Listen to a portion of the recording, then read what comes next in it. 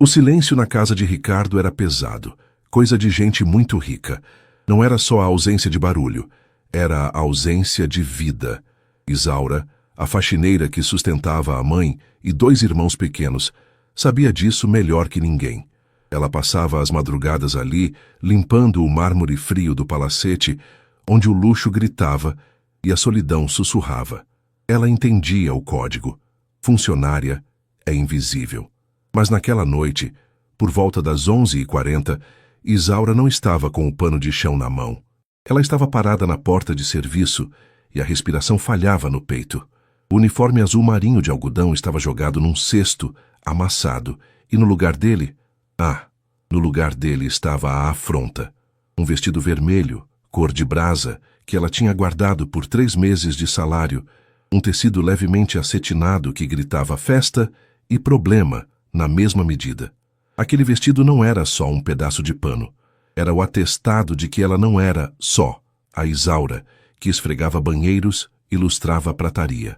Ela tinha um encontro, uma balada, um lugar onde o sobrenome dela não importava e onde ela podia fingir por algumas horas que também era dona do mundo.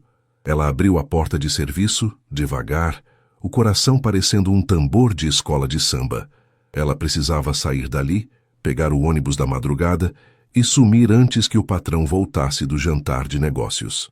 Ricardo era um sujeito frio, um tubarão do mercado financeiro, mas tinha olhos que pareciam scanners. Ele notava até um grão de poeira fora do lugar. Imagina ela, parecendo uma atriz de cinema. Ela deu o primeiro passo para o jardim, sentindo o vento frio bater nas costas nuas. Liberdade, pensou. E a liberdade durou o tempo de um piscar. A voz veio das sombras do hall principal, grave, cortando o ar como um chicote. Não era um grito, era pior.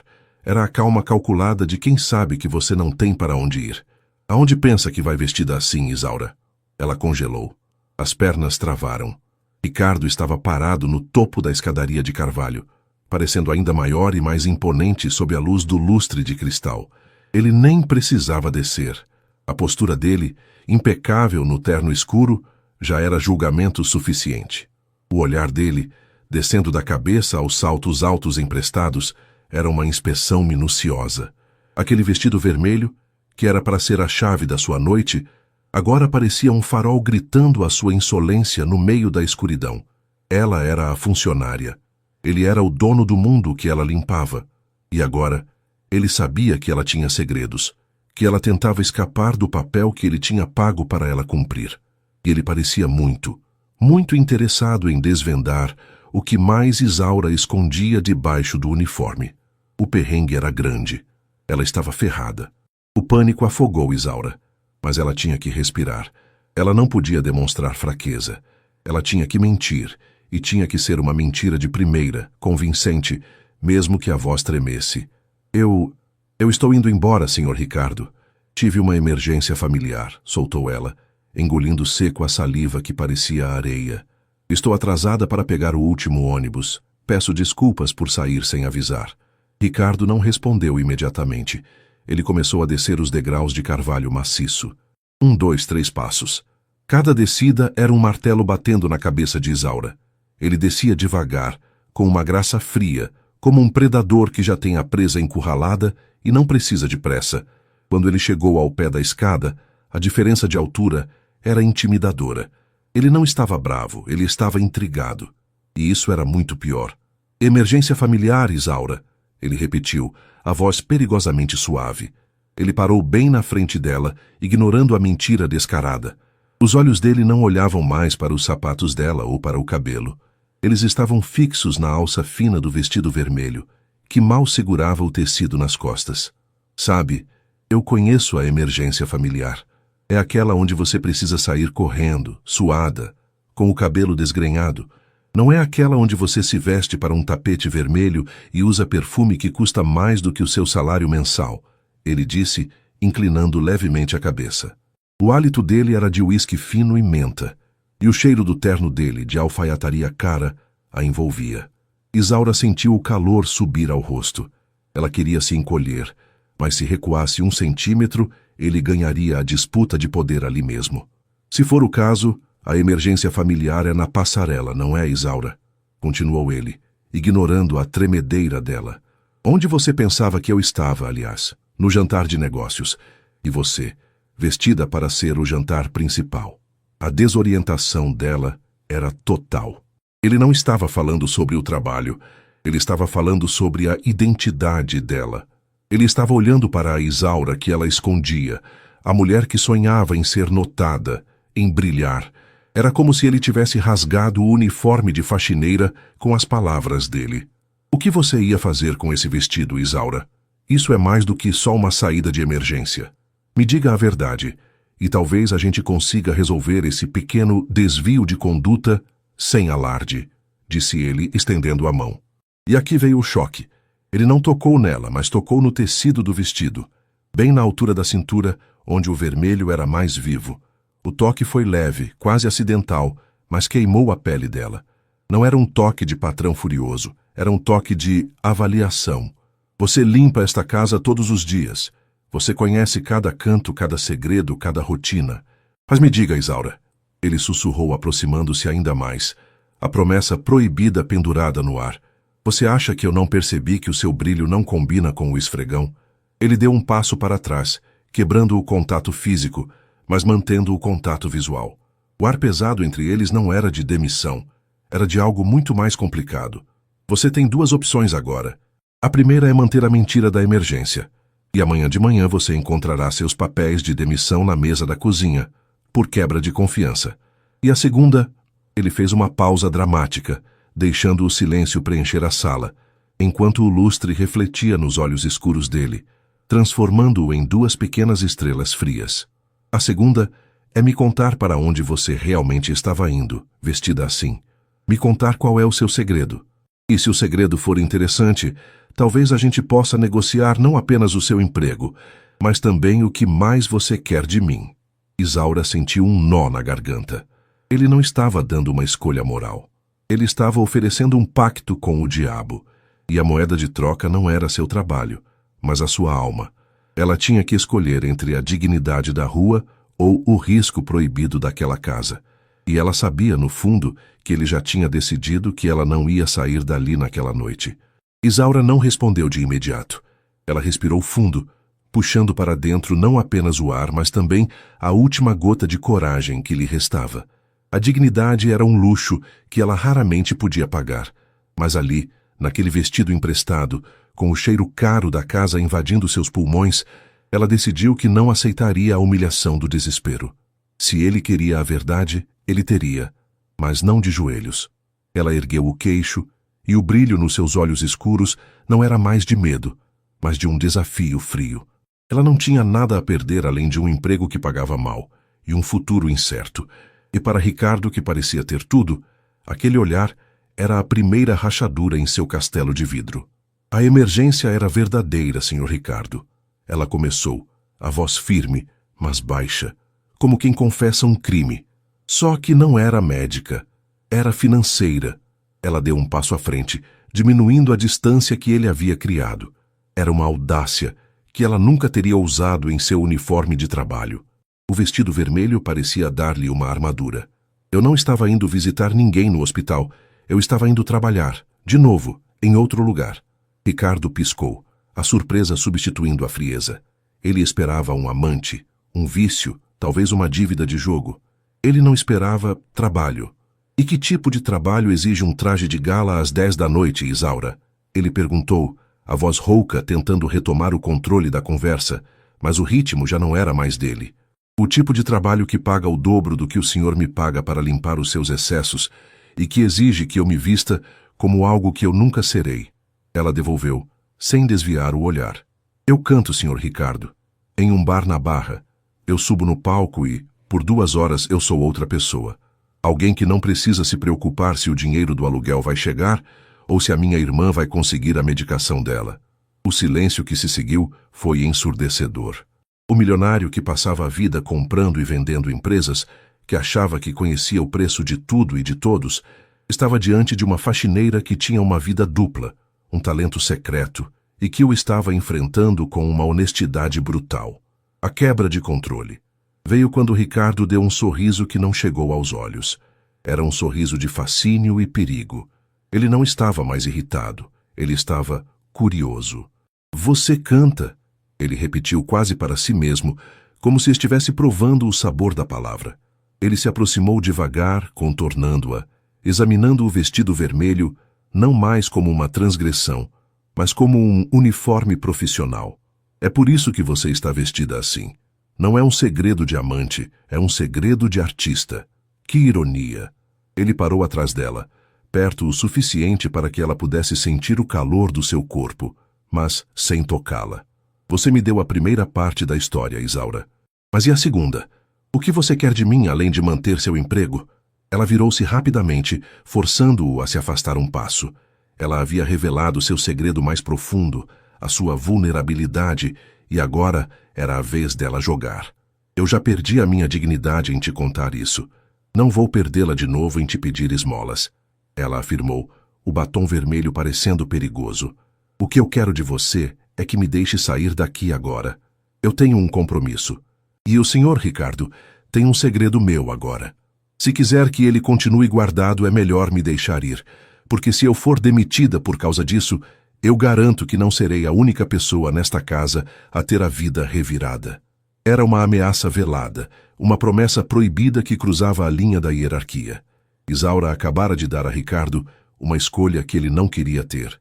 Ele podia deixá-la ir e manter o controle sobre o seu próprio sigilo, ou prendê-la e arriscar que sua fachada de ordem perfeita desmoronasse, expondo a todos que ele, o intocável, tinha um segredo com a faxineira.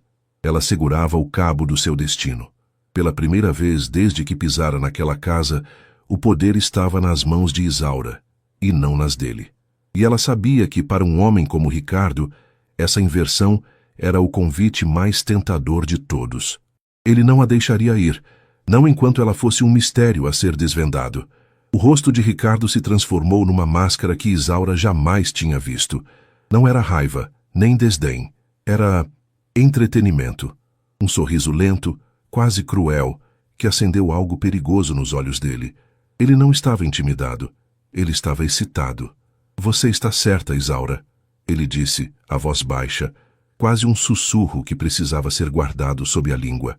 Eu tenho um segredo, e agora você tem o meu. Essa é uma troca de mercadorias que eu não esperava fazer com a minha equipe de limpeza. Ele deu o passo final, invadindo o espaço que ela havia marcado como território dela. O calor era inegável agora, a respiração dele roçando o cabelo dela. Ela não recuou. Se ela fugisse agora, perderia o jogo. Você me deu a primeira parte faxineira vestida de fogo, ele continuou, ignorando a ameaça de demissão. Você me disse o que quer evitar. Agora me diga o que você realmente quer alcançar. Esse compromisso, onde é? E por que o vestido vermelho?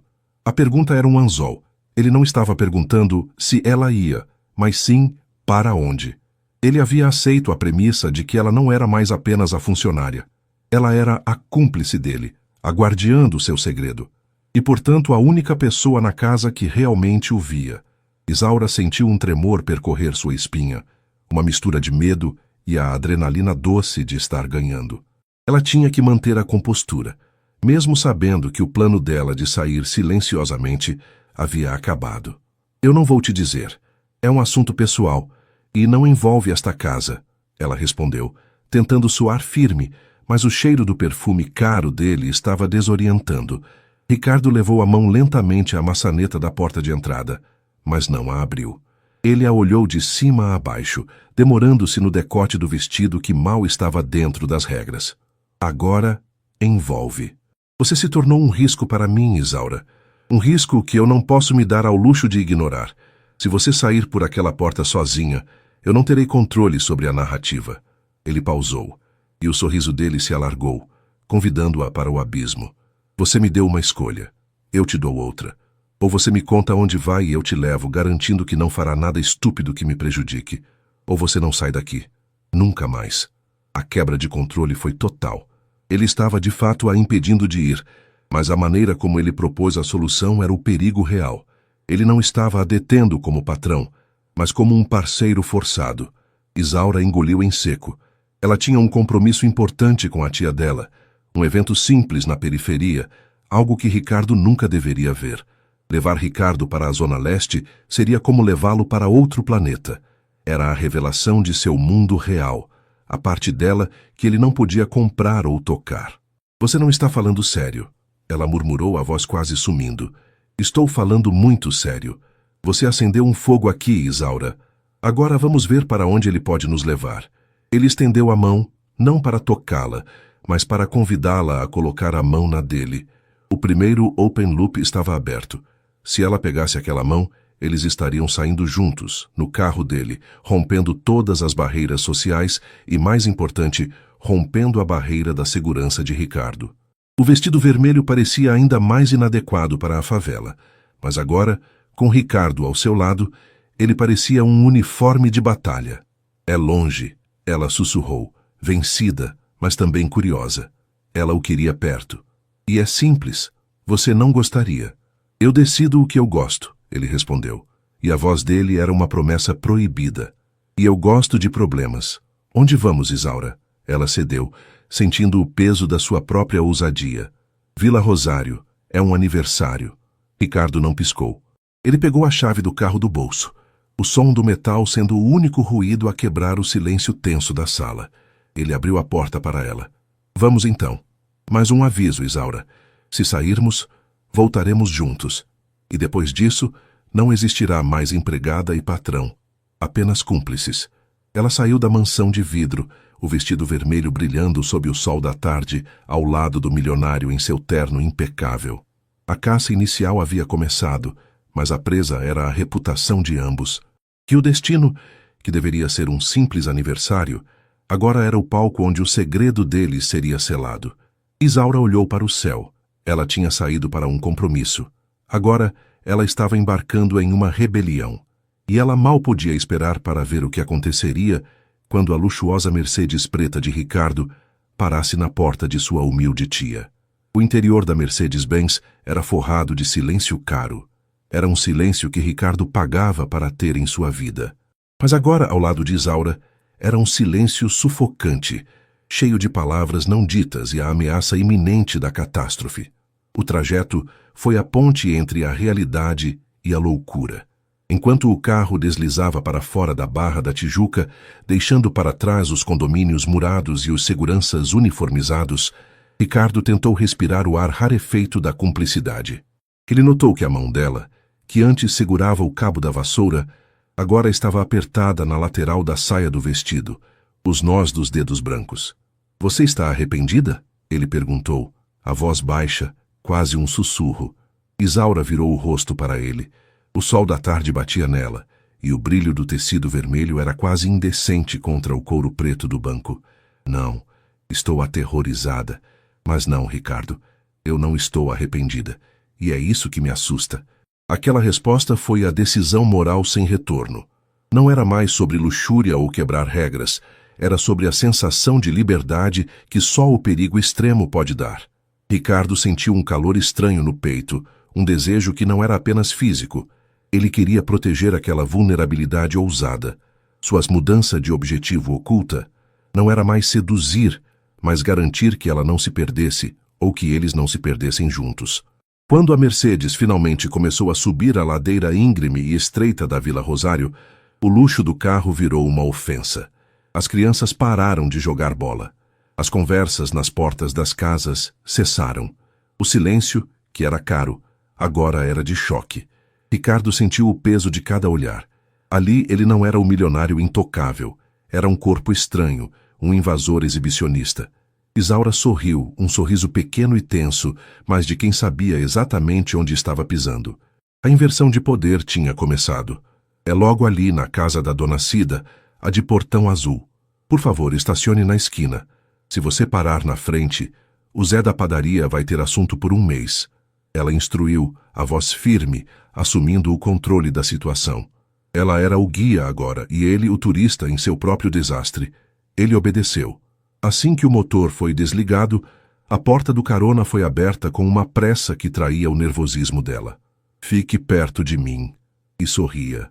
Ninguém aqui gosta de gente que não sorri. Ela ditou, e saiu do carro. Ricardo a seguiu sentindo-se nu em seu terno de $1000. O cheiro de bolo, de cerveja barata e de terra molhada invadiu seus sentidos. Eles mal tinham dado 10 passos em direção ao portão azul, quando a música alta parou abruptamente. Não foi a curiosidade dos vizinhos que congelou Isaura. Foi a figura alta e forte que saiu da casa de Dona Cida, com um bolo de fubá na mão, e uma expressão de confusão que rapidamente se transformou em fúria. "Isaura, o que significa isso?" O homem berrou, deixando o bolo cair no chão, o doce se espatifando na terra. Ele era musculoso, vestia uma camiseta desbotada, e seus olhos fixaram-se em Ricardo com a raiva possessiva de um cão de guarda. Isaura empalideceu. Ela se colocou ligeiramente à frente de Ricardo, um escudo instável em vestido vermelho. "Beto, calma. Eu vim para o aniversário da tia Cida", ela tentou dizer, mas a voz dela falhou. "Com ele? Você sumiu por 3 meses, só mandava dinheiro e agora aparece aqui com esse engomadinho de gravata? Pensei que você tivesse entendido, Isaura.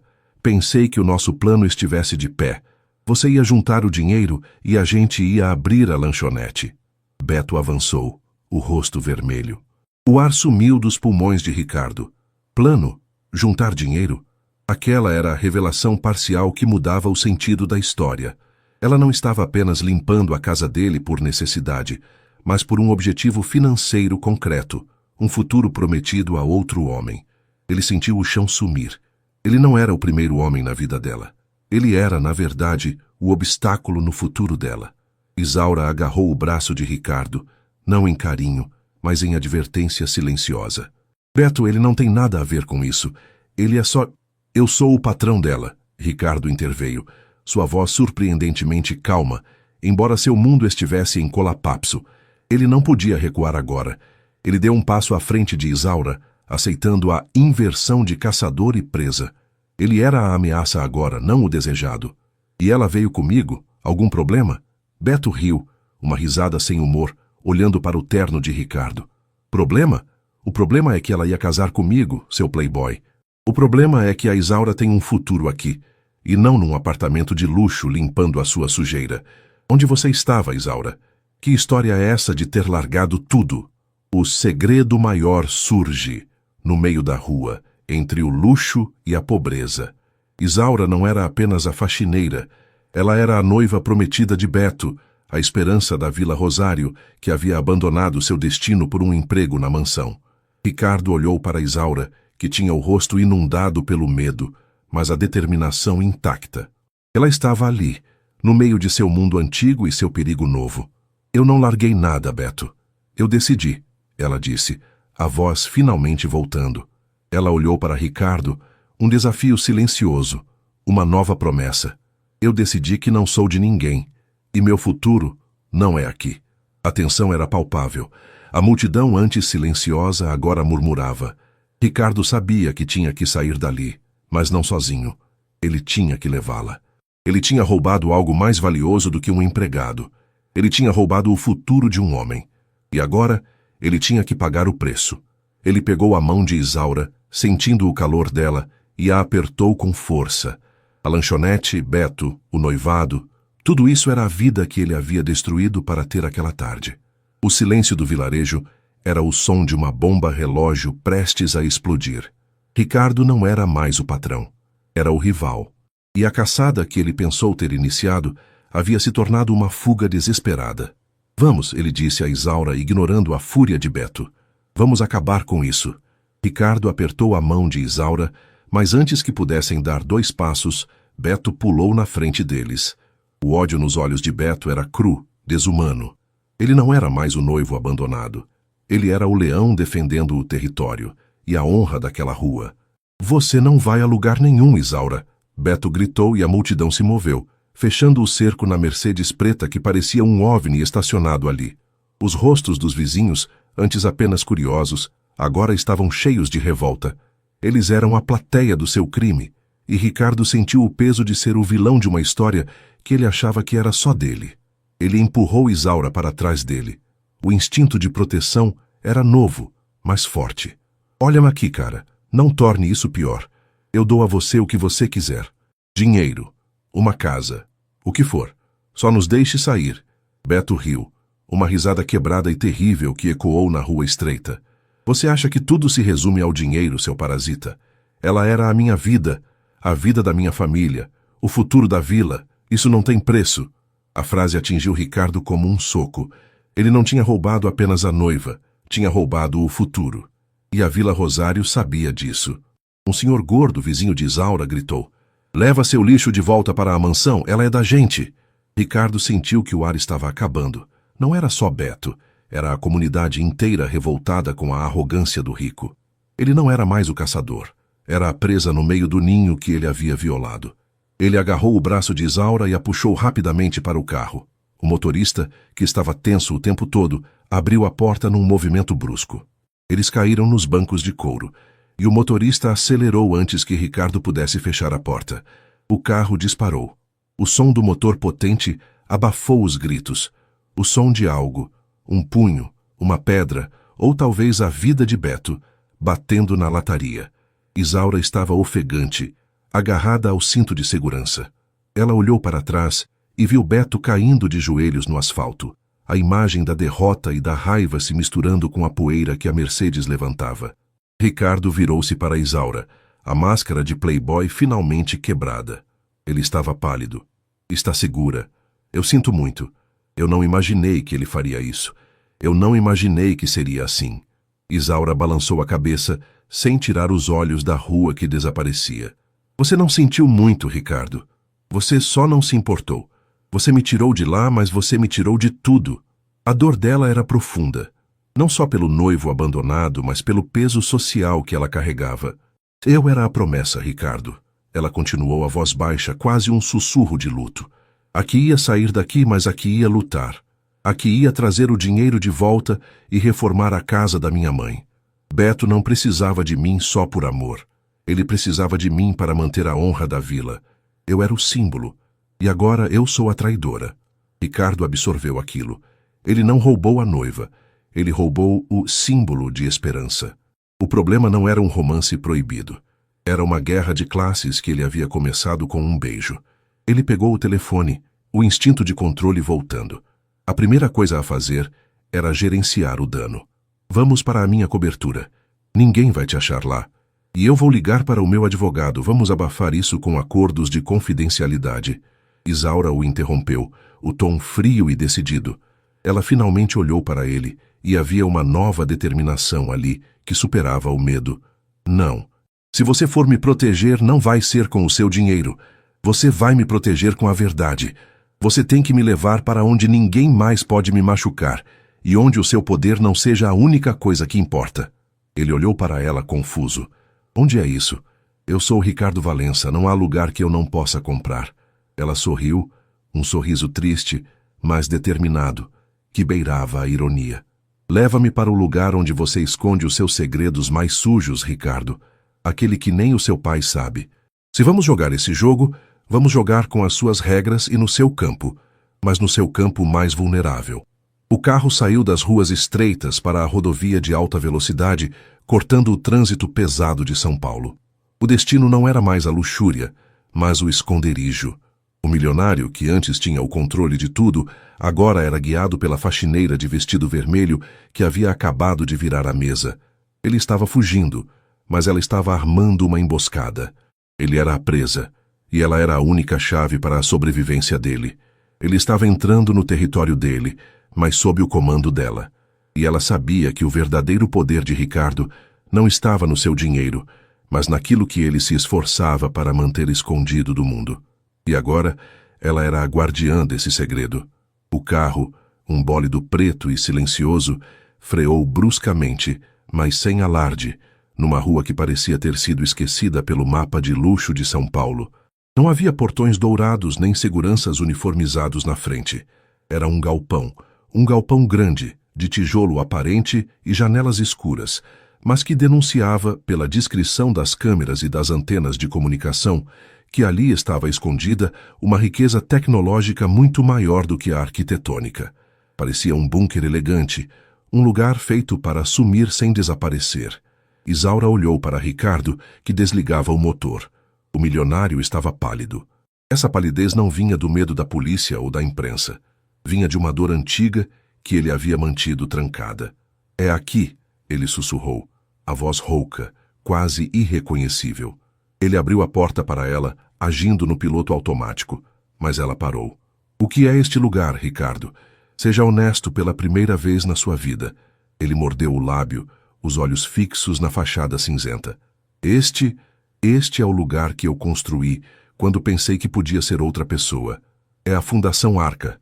É onde eu ia investir em tecnologia limpa, em projetos sociais, não com o nome Valença, mas com o meu, antes de o meu pai me dar o ultimato.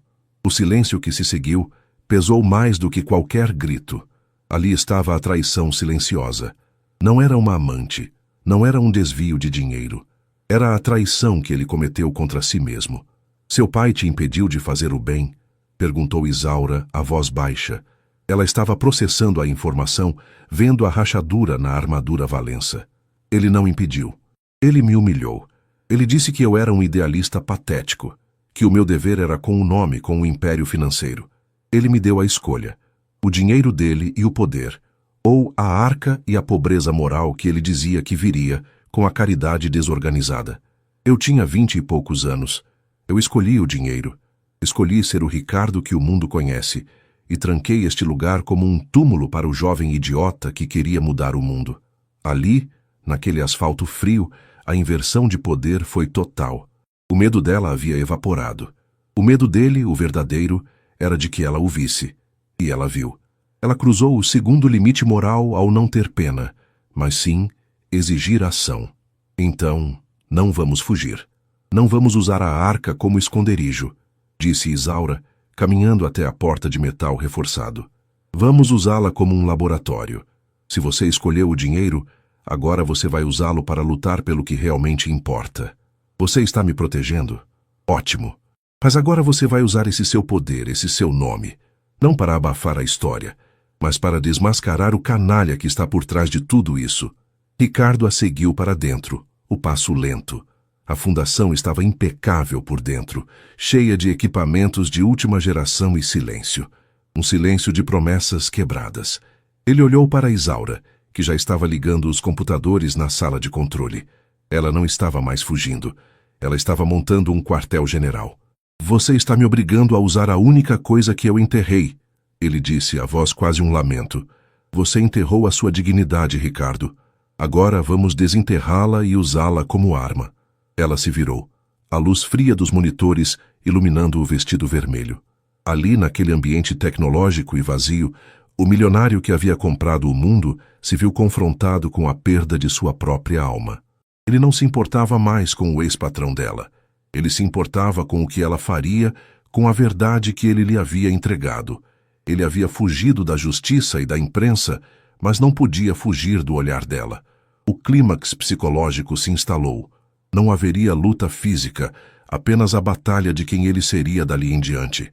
Ele era o rei destronado, e ela era a nova estrategista, a única que conhecia a fraqueza do Império Valença. Ele estava no seu território, mas ela era quem mandava. E ele sabia que, para protegê-la, ele teria que destruir tudo o que o seu pai havia construído. E isso incluía, em parte, o próprio Ricardo. O jogo acabara. A guerra, no entanto, estava prestes a começar.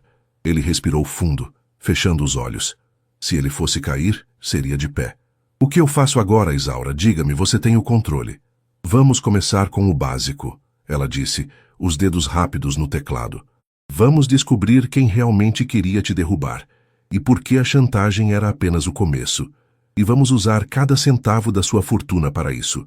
Você vai ser o caçador, eu serei a isca, e o mundo vai conhecer o verdadeiro rosto do poder. A imagem final era dela, sentada na cadeira de couro, com a tela do computador refletida em seus olhos, parecendo a CEO de uma corporação de vingança. Ricardo Valença estava de pé, ao lado dela, um guarda-costas caro e submisso. O eco daquele momento era a certeza. O preço do amor proibido seria a perda de tudo que o dinheiro dele representava. A faxineira de vestido vermelho estava prestes a explodir a cidade de São Paulo. Os dias seguintes foram uma neblina de cafeína, códigos e ligações criptografadas. Isaura não dormia. Ela processava.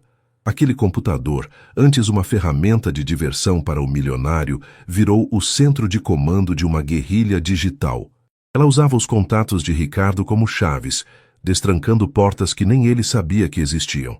E a cada porta aberta, a verdade ficava mais suja. Não era só a imprensa ou um rival de mercado. Era a família. Era o primo de Ricardo, Marcelo, que sempre invejou o trono Valença e que silenciosamente arquitetou a chantagem, usando a dívida antiga do pai dele como munição. A podridão vinha de dentro. Ricardo assistia, em choque mudo. Ele achava que conhecia a maldade, mas essa era uma maldade fria, calculada, que usava a lealdade como disfarce. Ele estava vendo o império de seu pai ruir, não por um ataque externo, mas por câncer interno.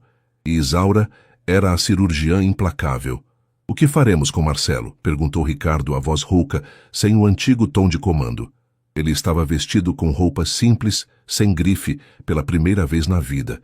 Isaura nem sequer o olhou.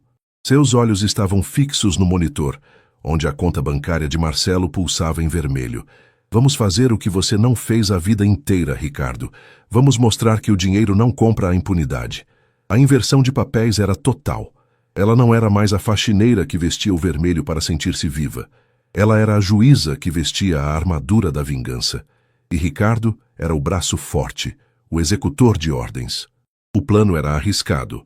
Eles vazariam os documentos de Marcelo para a imprensa internacional, mas para provar a veracidade da origem do dinheiro sujo, teriam que, primeiro, expor a forma como a fortuna Valença foi construída, com evasão, manipulação e suborno.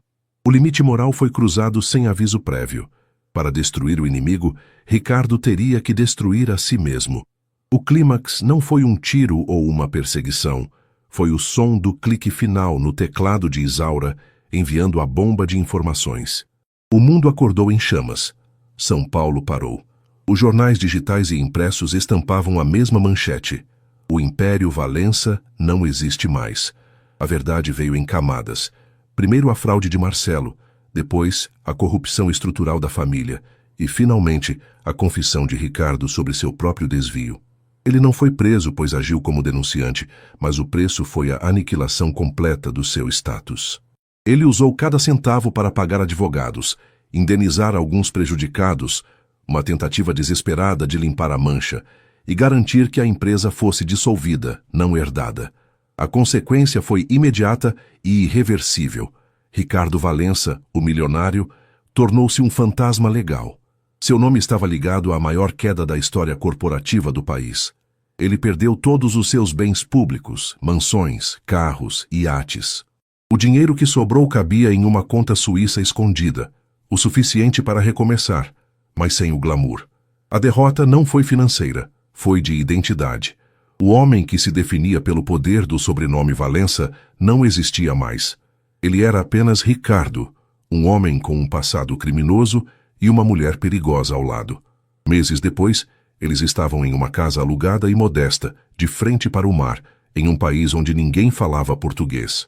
Não havia empregados, não havia luxo, apenas o cheiro de maresia e a tensão silenciosa. Isaura estava na cozinha, vestindo um jeans e uma camiseta branca, cortando cebolas. Não havia nem sinal do vestido vermelho. Ela havia fechado todos os open loops. Marcelo estava respondendo a processos. O pai de Ricardo era apenas uma nota de rodapé suja na história, e a justiça, à sua maneira torta, havia sido feita. Ricardo entrou na cozinha, pegou uma toalha e secou a louça que ela havia lavado. A nova rotina era essa: tarefas domésticas, anonimato e vigilância constante. Ele olhou para ela, para a mulher que destruiu e salvou sua vida ao mesmo tempo. Ela era a razão de sua queda e o motivo de sua sobrevivência. "Você nunca mais usou aquele vestido", ele disse a voz baixa, quase um sussurro. Isaura parou de cortar a cebola e fitou a faca, depois olhou para ele. O reflexo em seus olhos não era mais o de uma faxineira sonhadora, mas o de alguém que viu o abismo e sobreviveu a ele. "O vestido era um uniforme, Ricardo", ela respondeu, voltando à tarefa. "O uniforme de quem não tinha nada a perder. Agora eu tenho você e a responsabilidade de te manter vivo. Este é o meu novo uniforme." Ele não discutiu. Ele havia trocado a liberdade de ser rico pela prisão de ser amado por ela. Ele era um homem sem nome, vivendo debaixo da sombra de sua própria vingança. A imagem final era a dele, olhando pela janela da casa simples. O sol se punha no horizonte, mas ele não via a beleza. Ele via a linha do mar, o limite que ele não podia cruzar sem arriscar a segurança dela. Ele não era mais o dono do mundo, era apenas o guarda-costas de sua própria esposa. O eco daquela decisão pairava no ar. O que resta de um rei quando ele destrói o próprio reino para proteger a rainha? A resposta era simples. Ele se torna o exilado. E o exílio era o preço do amor proibido.